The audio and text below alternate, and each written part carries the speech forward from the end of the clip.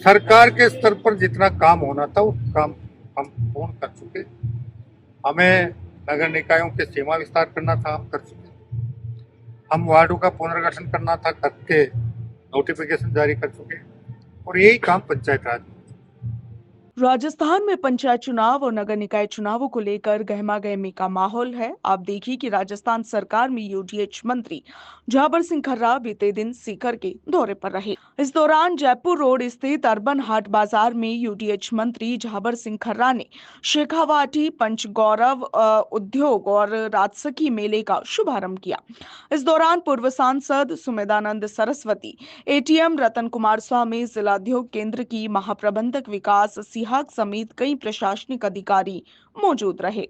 जाबर सिंह खर्रा से इस दौरान जब नगर निकाय चुनावों को लेकर सवाल किया गया तो उन्होंने कहा कि चुनाव करवाने में सरकार की ओर से कोई भी बाधा नहीं है। खर्रा ने इस दौरान सुप्रीम कोर्ट के साल 2022 और 2023 में दिए गए मध्य प्रदेश और महाराष्ट्र से जुड़े फैसलों का भी जिक्र किया। उनका कहना है कि जब तक राज्य पिछड़ा वर्ग आयोग ट्रिपल टेस्ट के तहत सर्वे कर अधिकृत आंकड़े सरकार को नहीं देता, तब तक ओबीसी आरक्षण लागू नहीं किया जा सकता। राज्य पिछड़ा वर्ग आयोग का गठन किया गया था और आयोग ने अपने कार्यकाल में वृद्धि भी करवाई थी। उन्होंने आगे कहा कि आयोग ने पहले मार्च तक आंकड़े देने की बात कही थी, मगर अब आयोग का कहना है कि जिलों से मिले आंकड़ों में कई तरह की कमियां हैं। सुप्रीम कोर्ट के निर्देशों के अनुरूप नए सिरे से सर्वे और अध्ययन किया जाएगा और इसके बाद ही अधिकृत आंकड़े सरकार को सौंपे जाएंगे।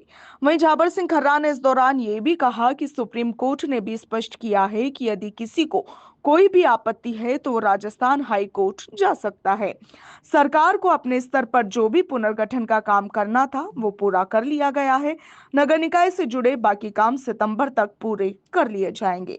मंत्री ने बताया कि 6 मार्च को राजस्थान हाईकोर्ट ने राजस्थान नगरपालिका अधिनियम की धारा 10 को मान्यता दी। कोर्ट ने कहा कि राज्य सरकार को नगर निकायों का परिसीमन और वार्डों का पुनर्गठन करने का अधिकार है और इसीलिए राज्य सरकार द्वारा किया गया कार्य पूरी तरह से कानूनी है।